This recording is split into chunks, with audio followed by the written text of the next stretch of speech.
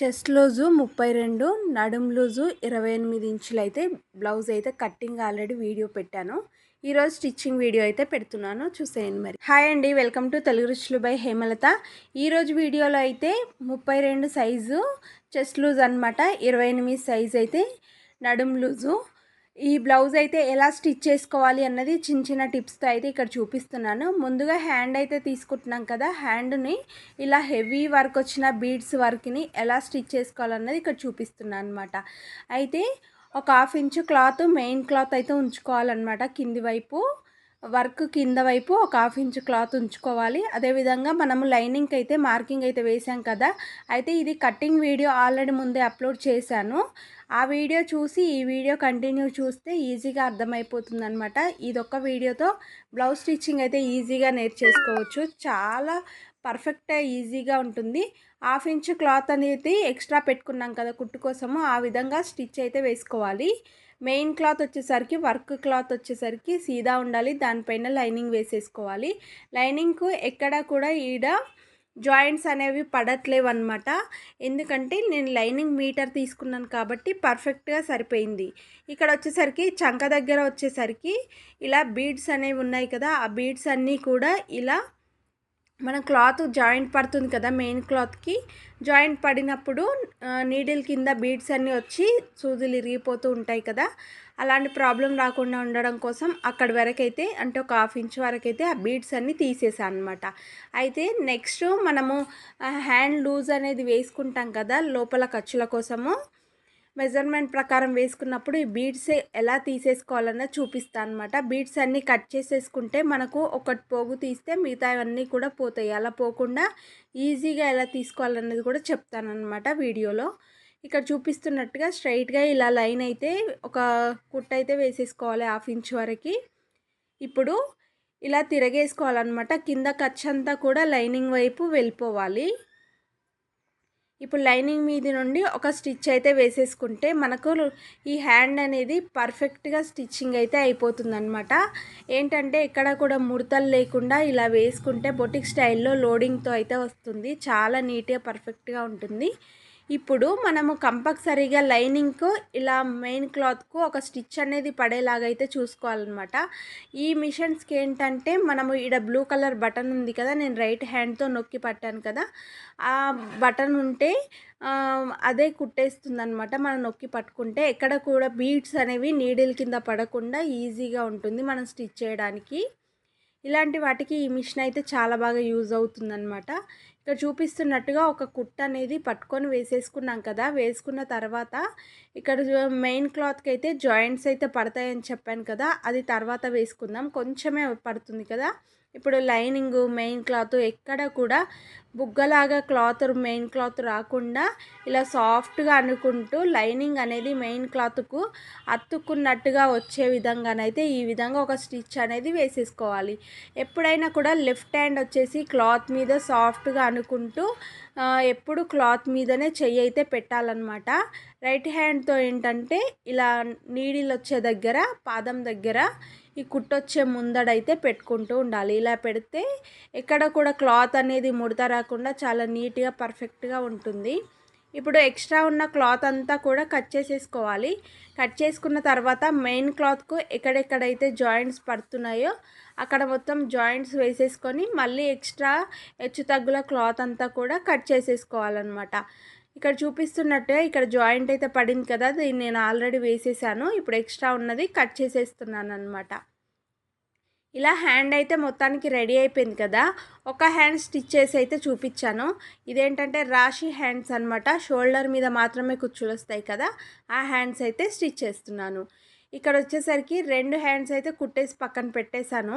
ఇప్పుడు lining main cloth front part back part అయితే already stitching అయితే చేసి పెట్టాను. ఇది అందరికీ వస్తుంది కదా, అందుకోసం అని చెప్పి వీడియోలో అయితే కంటిన్యూ చేయలేదన్నమాట. ఫ్రంట్ పార్ట్కి వచ్చేసరికి మీకు కటింగ్ వీడియో చూస్తే ఈజీగా అర్థమైపోతుంది. ఇక్కడ ఏంటంటే నేను ఫ్రంట్ డాట్స్ కూడా పెద్ద కుట్టు పెట్టి వేసాను అనమాట. అది ఎలా అన్నది ఆల్రెడీ ఒక వీడియో చేశాను, ఆ వీడియో చూస్తే మీకు ఈజీగా అర్థమైపోతుంది, మన ఛానల్లో ఉంది. మనకు ఫ్రంట్ అనేది మెయిన్ కదా, అందుకోసం అనేసి అది కంపల్సరీగా అలా పెట్టుకొని వేసుకుంటే చాలా ఈజీగా నీట్గా పర్ఫెక్ట్గా ఉంటుందన్నమాట. షేప్ పట్టీలు రెండు కూడా విడతీసుకోవాలి. మెయిన్ క్లాత్ వచ్చేసరికి సీదా వైపు పెట్టుకోవాలి. దానిపైన లైనింగ్లు విడతీసుకొని ఇలా వేసేసుకుంటే మనకు ఉల్టా సీదా కుట్టడం కుండా కరెక్ట్గా కుడతామన్నమాట, ఇలా ఆపోజిట్గా పెట్టుకుంటే. ఇక్కడ చూపిస్తున్నట్టుగా 1/2 ఇంచుకి ఒక కుట్టు వేసుకున్న తర్వాత లైనింగ్ వైపు ఖర్చంతా వచ్చేలాగా ఒక కుట్టు అయితే వేసుకోవాలి. ఇప్పుడు మళ్ళీ మెయిన్ క్లాత్ మీద ఇది మడతేసుకొని ఒక కుట్టు వేసేసుకోవాలి కింది వైపు. ఎక్కడ కూడా ముడతలు అనేవి రాకుండా చూసుకోవాలి సిల్క్ బ్లౌజ్ కుట్టేటప్పుడు మెయిన్గా. ఇక్కడ చూపిస్తున్నట్టుగా కింది వైపు ఒక స్టిచ్ వేసాం కదా, ఇప్పుడు పైన వైపు ఒక 1/2 ఇంచుకి ఒక కుట్టు వేస్తే ఈ కుట్టు కనిపించకుండా ఫ్రంట్కు జాయింట్ అయితే చేసేసుకుంటే మనకు బ్లౌజ్ కరెక్ట్ మెజర్మెంట్ ప్రకారం అయితే వస్తుందన్నమాట. ఇలా మనము స్టిచ్ అనేది చుట్టూ కూడా వేసేసిన తర్వాత ఈ ఎక్స్ట్రా థ్రెడ్స్, ఈ క్లాత్ ఉంటుంది కదా, ఇదంతా కూడా నీట్గా కట్ చేసుకోవాలి. ఎంత నీట్గా కట్ చేసుకుంటే అంత నీట్గా పర్ఫెక్ట్గా ఉంటుందన్నమాట బ్లౌజు. ఇక్కడ చూపిస్తున్నట్టుగా 2 షేప్ పట్టీలు అయితే నేను ఆల్రెడీ స్టిచ్ చేసి అయితే పెట్టేశాను. ఇక్కడ చూపిస్తున్నట్టుగా బ్యాక్ సైడ్ అయితే డాట్స్ అయితే పడుతున్నా అనమాట. 1 ఇంచ్ అయితే మనం కట్టింగ్లో పెట్టుకున్నాం కదా, ఆ 1 ఇంచు 1/2 ఇంచ్ వచ్చేలాగానైతే తీసేసుకోవాలన్నమాట. ఇలా డాట్స్ అనేవి 4 ఇంచుల పొడవు వేస్తున్నాను అనమాట. ఇలా రఫ్ చేస్తూ తీసుకున్నట్లయితే మనకు సరిపోతుంది, లేదంటే డబుల్ స్టిచ్ వేసుకున్నా కూడా సరిపోతుంది. నేను చిన్న కుట్టు పెట్టి రఫ్ చేస్తూ బయటికి తీస్తున్నాను కాబట్టి సింగిల్ కుట్టే వేస్తున్నాను అనమాట డాట్ మీద. ఇలా ఎక్స్ట్రా థ్రెడ్స్ ఎప్పటికప్పుడు నీట్గా కట్ చేసేసుకుంటేనే బ్లౌజ్ అనేది చాలా నీట్గా ఉంటుంది. ఇక్కడ చూపిస్తున్నట్టుగా బ్యాక్ పార్ట్ అయితే రెడీ అయిపోయింది కదా. నడుం పట్టి అనేది పైపింగ్ వేయాలా నడుం పట్టి వేయాలా అన్నది నేనైతే ఇంకా డిసైడ్ అవ్వలేదు, అది తర్వాత చూద్దాంలే అని పక్కన పెట్టేశాను అనమాట.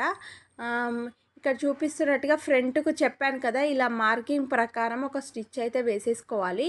ఈ లైన్స్ మీదనే ఒక పెద్ద కుట్ట అనేది వేసేసుకుంటే సరిపోతుంది. నేను ఆల్రెడీ స్టిచ్ వేసాను, ఇక్కడ కొంచెం కనిపించట్లేదు కదా అని చెప్పి నేను మార్కింగ్ అయితే వేస్తున్నాను అనమాట. క్లారిటీగా వీడియోలో కనిపిస్తుందని చెప్పి వేశాను. ఈ మార్కింగ్ ప్రకారం అయితే మనము చిన్న కుట్టు పెట్టుకొని రఫ్ చేస్తూ బయటికి తీసేసుకోవాలి. చెప్పాను కదా, లేదు అంటే నార్మల్ కుట్టు పెట్టుకుంటే మాత్రము డబుల్ స్టిచ్ అనేది కంపల్సరీ వేసుకుంటేనే సరిపోతుందన్నమాట.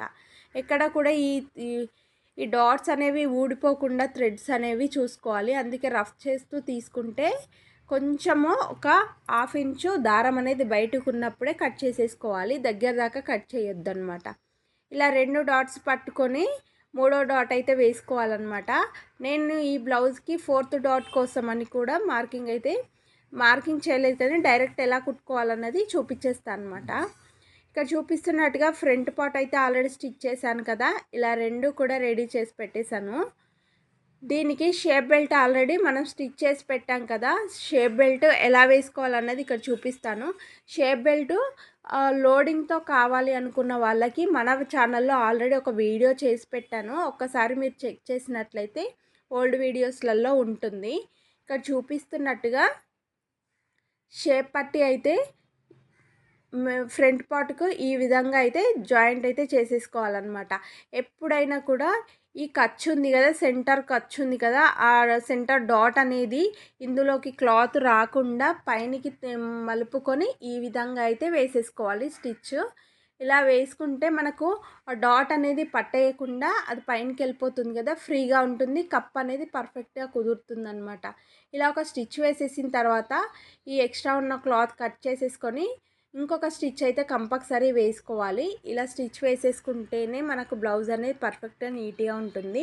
ఇలా బూటీస్ వస్తాయి కదా, బీడ్స్తో వచ్చిన బూటీస్ ఎక్కడైనా కూడా మనకు నీడిల్కు అడ్డుపడుతుంది అన్నప్పుడు కంపల్సరీగా వాటిని తీసేయాలి, లేదంటే నీడిల్స్ తొందరగా ఇరిగిపోతాయి. ఒక్కసారి ఇలా చెక్ చేసుకోవాలి. ఇలా చెక్ చేసుకుంటే మనకు ఉక్సు పట్టీతో కానీ లేదంటే కాజాల పట్టీతో కానీ మెజర్మెంట్ బ్లౌజ్ ఉంటుంది కదా, దాన్ని ఇలా మెజర్ చేసుకుంటే సరిపోతుంది. కరెక్ట్గా వచ్చింది కదా. ఈ 1/2 ఇంచ్ అనేది మనము పైపింగ్ వేసుకున్నప్పుడు అందులో కలిసిపోతుంది అనమాట.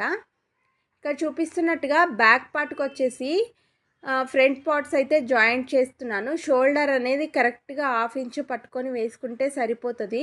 అంటే మనం మార్కింగ్ వేసుకున్నది హాఫ్ ఇంచ్‌కే కాబట్టి ఆ హాఫ్ ఇంచ్ అనేది ఇందులో కలిపేసుకోవాలి. లేదంటే ఎక్కువ తక్కువగా వేసుకుంటే మనకు బ్లౌజ్ అనేది పట్టేయడం కానీ లేదంటే షోల్డర్ జారిపోవడం కానీ ఉంటుందన్నమాట. మనం ఎంతైతే తీసుకుంటామో మార్కింగ్ ప్రకారమే మనం బ్లౌజ్ అనేది స్టిచ్ చేసుకోవాలి కంపల్సరీగా. ఇలా ఇంకో ఫ్రంట్ పార్ట్ కూడా 2 కూడా ఈ విధంగానే జాయింట్ చేసేసుకొని 2 సార్లు స్టిచ్ అనేది కంపల్సరీ డబుల్ స్టిచ్ వేసుకోవాలి.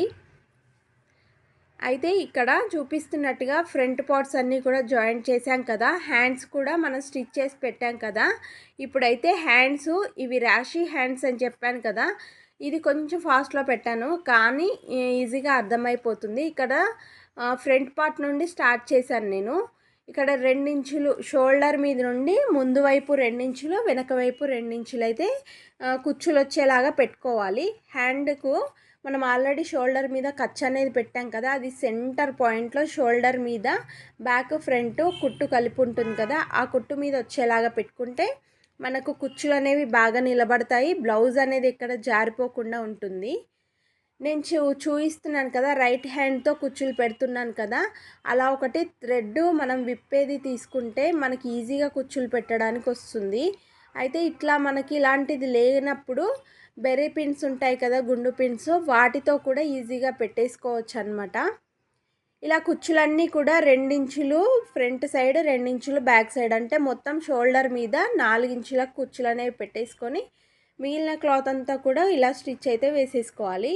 ఎప్పుడైనా కూడా డబుల్ స్టిచ్ కంపల్సరీ వేసుకోవాలి. కుచ్చులు అయితే చూసారు కదా, చాలా పర్ఫెక్ట్గా నీట్గా వచ్చాయి.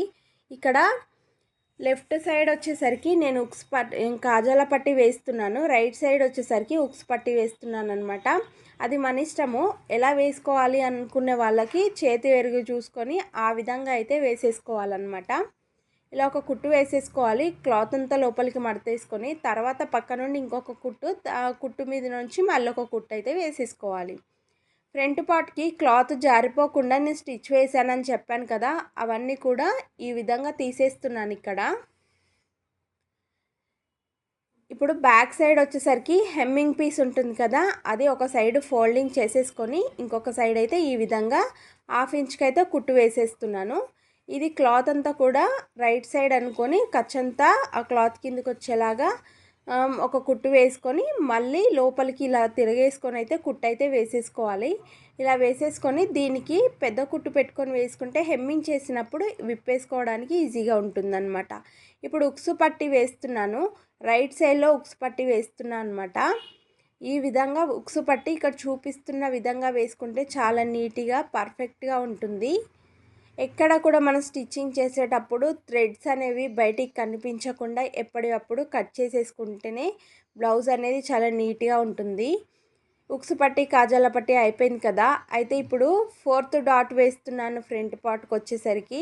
ఇలా 4th డాట్ అనేది ఒక హాఫ్ ఇంచ్ వరకు పట్టుకొని ఇలా షార్ప్గా బయటికి తీసేసుకుంటే సరిపోతుంది. ఒక 3.5-4 ఇంచుల వరకు అయితే వేసుకోవాలి.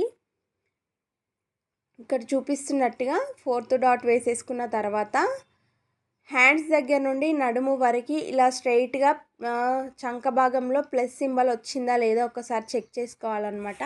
ప్లస్ సింబల్ కంపల్సరీ వస్తుంది. ప్లస్ సింబల్ మిస్ అవ్వడానికి రీజన్ ఏంటంటే హ్యాండ్స్ అనేవి మనం జాయింట్ చేసేసుకున్న తర్వాత అంటే hands main cloth lining cloth joint చేసుకున్న తర్వాత అవి ఈక్వల్గా ఉన్నాయా లేవా మనం చెక్ చేసుకోకుండా డైరెక్ట్ వేస్తే ఈ విధంగా వస్తుందన్నమాట. అంటే ప్లస్ అనే సింబల్ రాదు. ఇట్లా మనం చెక్ చేసుకొని వేసుకుంటే ఈజీగా కరెక్ట్గా సరిపోతుంది. చూసారు కదా, ఈ థ్రెడ్ పైపింగ్ అనేది ఎలా స్టిచ్ వేయాలి లోడింగ్తో అనేది ఒక వీడియో చేశాను. మీకు కావాలంటే ఆ వీడియోలో చూడొచ్చు, లేదంటే ఇక్కడ కంటిన్యూగా కూడా ఈ వీడియోలో చూడొచ్చు. లోడింగ్ కోసము బొటిక్ స్టైల్లో అయితే ఇప్పుడు థ్రెడ్ పైపింగ్ అయితే వేస్తున్నాను అనమాట. ఇక్కడ చూపిస్తున్నట్టుగా 1 ఇంచ్ క్లాత్ అయితే గోల్డ్ కలర్ క్లాత్ అయితే తీసుకుంటున్నాను నేను పైపింగ్ కోసము. క్రాస్ పీసులు తీసుకున్నాను. ఈ క్రాస్ పీసులు ఏంటంటే మనం క్రాస్ పీసులు కట్ చేసినప్పుడు స్టార్టింగ్లో ఎండింగ్లో క్రాస్ అనేది ఉంటుంది కదా, ఆ క్రాస్ మీద ఇంకొకటి ఆపోజిట్ సైడ్లో క్లాత్ అనేది పెట్టుకొని ఈ విధంగా స్టిచ్ అనేది వేసేసుకోవాలి.